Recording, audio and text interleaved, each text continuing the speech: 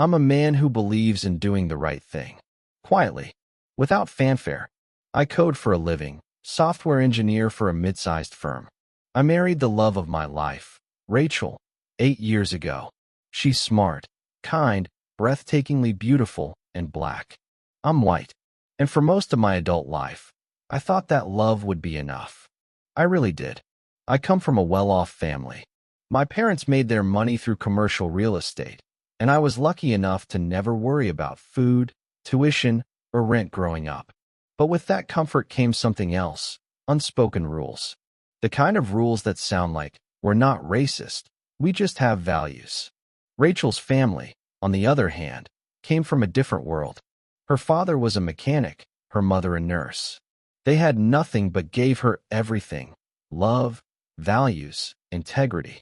That's what drew me to her. My sister, Lauren, is 3 years younger than me. We weren't always close, but we weren't enemies either. Just different. She liked being the center of attention. I liked being invisible. She dated athletes and finance guys. I dated one woman, Rachel. Lauren never said anything outright, but I always knew she didn't get Rachel. Didn't try to. Still, when Lauren got engaged last year, I was happy for her. Genuinely. She FaceTimed me right after he proposed, crying, shaking, excited. She wanted the wedding of her dreams, and she asked for help. Financial help. A big one. I didn't hesitate. I wired over $20,000 within the week. Covered the venue, the caterer, the photographer, even some custom decor she found on Pinterest. I told Rachel, and she smiled. Said, "That's generous, babe." She knew how I was raised. Knew I was trying to be better than where I came from. Everything was fine, or it seemed fine.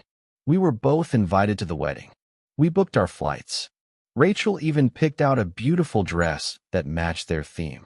Soft lilac, floor-length, elegant, but not too much. We were looking forward to it. I was proud to stand there, supporting my sister, celebrating family.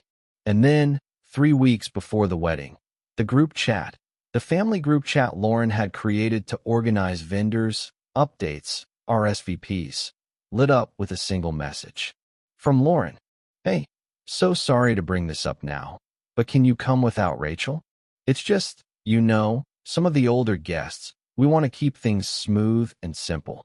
Hope you understand. Love you." I stared at the screen. And just like that, every penny I had sent, every moment of excitement, every ounce of brotherly pride dissolved into this sick, metallic taste in the back of my throat. I didn't answer. I didn't argue. Somewhere deep in my chest, a door slammed open, not just from the message, but from all the quiet moments I'd been pushing into storage. I remembered the first dinner I brought Rachel to. My parents' house, spotless as always. Rachel wore a soft blue blouse, nervous but hopeful. She brought my mom flowers. My mom thanked her without smiling.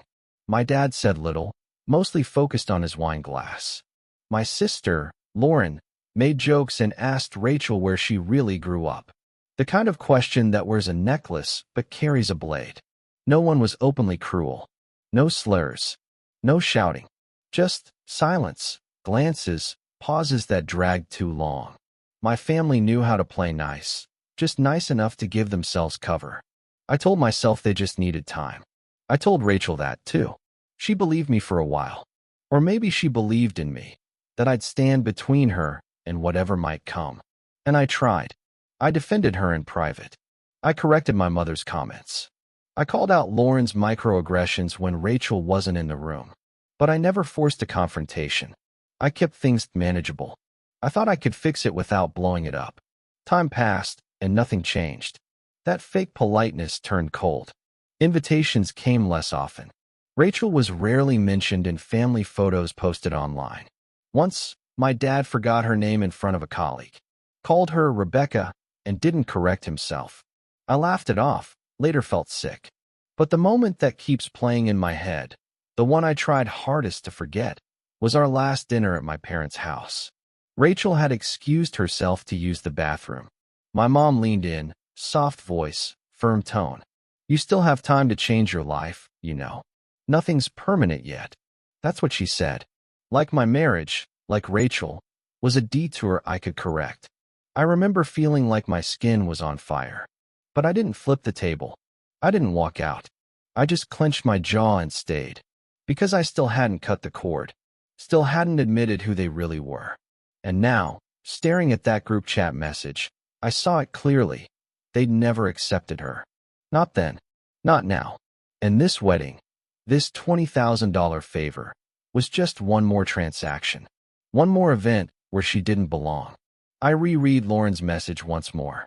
Then I saw my reflection on the screen, flat-eyed, angry, tired. I sat in my car, parked outside our house, engine off. Just breathing, thinking, not pacing, not yelling, not spiraling. Just sitting still with that single message echoing in my head like a heartbeat I couldn't silence. Can you come without Rachel? They wanted to pretend it wasn't hateful. Just simple. Just smooth. Just one request. To amputate half my life for their comfort. I didn't text back. I didn't call. I didn't send some fiery message to the group. I just stared at the screen and let the heat simmer under my ribs. Then I made the decision. I wasn't going. No confrontation. No lecture. No final speech on family and morals. Just absence. Absence would say everything I needed to say. Rachel didn't ask what I was going to do. She's never been one for drama. When I told her I wouldn't be going, that they didn't deserve my presence if she wasn't welcome, she didn't cry. She didn't explode. She just closed her eyes and exhaled, like she'd been holding her breath for 8 years. Then she looked at me and said, "Thank you for choosing me." 5 words, but they hit harder than anything my family ever said. The days leading up to the wedding were soaked in artificial joy. I watched it unfold through Instagram stories and Facebook posts like a ghost watching his own funeral. Lauren's teeth seemed brighter than ever. The dress was a shimmering thing from some expensive designer. My parents posed like royalty, smiling with champagne glasses mid-toast. Their captions said things like #blessed and #dream-day. No mention of me or Rachel, just carefully curated bliss. The group chat went wild the night before. Dozens of messages, schedules, final confirmations, outfit photos. I stayed out of it. Just watched, unseen. There was something oddly satisfying about being the quiet space in their frenzy. I never officially said I wasn't coming. Never RSVP'd. No, I just stopped responding. Let them assume. Let the tension build on its own. If they wanted me there, they could have picked up the phone. But no one did. Not once. I watched my phone buzz as the wedding morning began. Makeup artists. Caterers arriving. Groomsmen laughing. Lauren's post. "Today I marry my best friend. Can't wait to see all the people we love. All the people they love." I closed the app. Sat on the edge of my bed. My suit hung in the closet, untouched. Rachel came in, wrapped in a robe, holding her coffee. She kissed my temple and didn't say anything. We didn't need to talk. Not anymore. I powered down my phone. And that's when I started preparing my own little wedding gift. The cake was my last contribution. Paid in full, weeks ago, through a longtime friend of mine, Marcus, a pastry chef whose confections had graced everything from black tie galas to baby showers. Lauren wanted a classic 3-tier white cake with gold accents and soft blush roses. I didn't argue. I just wired the money, like I had for the venue, the photographer, and the DJ. But after that message, without Rachel, everything took on a different flavor. Bitter, metallic, cold. I texted Marcus. Told him the story. No exaggeration, just facts. My family. Rachel. The disinvite. The silence. He responded within a minute. Say no more. Then another message. You're not crashing the wedding. But something is. The plan was subtle. No fireworks. No smashed champagne glasses. Just honesty, carved in fondant and buttercream. The wedding was already buzzing when it happened. People in suits, designer dresses, cell phones out for every golden moment. I wasn't there, but friends of friends, a cousin's boyfriend. People knew me, knew Rachel. They were sending me updates. I didn't ask for them. They just came. The cake was rolled out like royalty. Grand, delicate, taller than a small child. Phones turned. Cameras followed. Applause built in the room like a heartbeat. Until someone read the writing. In elegant script, across the middle tier, surrounded by rose petals and edible pearls, it read, "For the one who paid for all this, but wasn't welcome." At first, nothing. Just the kind of silence that carries weight, the kind you feel before you hear it. Then came the gasps, the confusion, the scrambling, voices rising, my mother shouting something, Lauren's groom looking around, helpless. And then someone tried to remove the cake and dropped it. It hit the floor with a sound more final than a slap. Frosting smeared across polished tiles. A rose-shaped sugar flower flew into someone's heel. The music cut out. Someone cursed. Then, all at once, the room exploded in noise. Phones up. Video recording. People shouting, laughing, leaving. The kind of chaos no one plans for and no one forgets. 20 minutes later, the clip was on TikTok. 200 likes, then 1,000. Comments flooding in. Justice cake. Imagine disinviting the guy who paid for everything. That cake understood the assignment. I was sitting on the couch in sweats, eating leftover Chinese, when my phone buzzed. One missed call. Then another. Then it didn't stop. 30. 42. 57. By the time I hit 73, I just sat back and stared at the screen. They were all calling. Now, the calls kept coming. Cousins I hadn't spoken to in years. Aunties who once sent me Christmas cards with passive-aggressive Bible quotes. Even a guy I barely remembered from Lauren's college graduation. All lighting up my phone like it was a hotline. Some left voicemails, furious.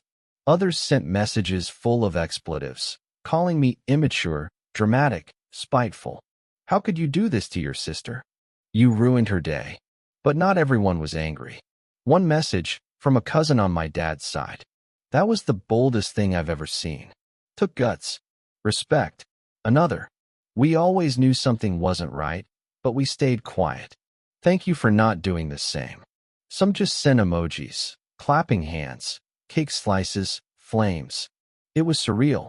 I wasn't trying to make a statement. I was trying to leave with dignity. But I guess when you're not invited to the table, your silence becomes the loudest thing in the room. My parents? Nothing. No texts. No missed calls. Just radio silence. Which, honestly, said more than words ever could. Lauren, though, she broke it. I listened to her voice message alone in the kitchen, with Rachel in the other room.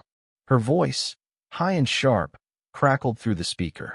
You didn't just not show up. You humiliated me. On my wedding day.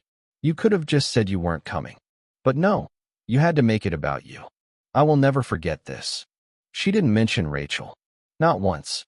It wasn't about who they'd excluded. It was about the fact that I didn't let them get away with pretending everything was perfect. It was never about family. It was about the picture. And I cracked the frame. By that evening, whispers turned into movement. I was uninvited from a cousin's baby shower. Removed from a few family group chats. One relative commented under an old Facebook post of mine. Shame. We expected better from you. I didn't respond. I didn't need to. Rachel sat beside me on the couch, hand in mine. We weren't talking, just sitting in that kind of silence that holds meaning. The kind of silence that says, we chose each other, and we're not going back. Somewhere out there, my parents were probably sitting in their living room, staring at the chaos and blaming me for making a scene, never acknowledging they set the stage. I looked out the window. Evening sky dimming. The neighborhood quiet. No more buzzing phone. No more pretending. A few weeks passed. The dust had settled, at least publicly. The TikTok videos had stopped trending. The group chats were quieter, and even my phone had returned to normal, a place for calendar reminders and Rachel's daily selfies, not a war zone of opinions and family politics. But I wasn't done. Not entirely. I pulled out my checkbook. Wrote a check for exactly $1. Slid it into an envelope with a short note, handwritten in my cleanest, sharpest print. This is all that's left of what family values meant to me. I didn't expect a thank you. What I got was a firestorm. Lauren called me within hours, voice high with rage. I didn't pick up, but she left a string of voicemails, her tone shifting from fury to desperation to something like pleading. She claimed I was being cruel, that I was punishing her for not wanting to complicate the seating chart, that I blew everything out of proportion. And then she let it slip. Apparently, after the cake incident, several guests quietly excused themselves. Some never showed up at all once they caught wind of the situation. Word had spread, fast and wide. She said the vibe was off all night. People whispering instead of dancing. Her now husband's side of the family asking questions they didn't want to answer. I imagined them trying to smile through the wreckage of a picture-perfect event, while the truth stood like a stain on every napkin and centerpiece. In her voice, I heard less pain and more embarrassment. She wasn't devastated that I'd been hurt. She was livid that I'd let others see it. The wedding was, in her words, tainted. Good. My parents never addressed it directly. Classic form.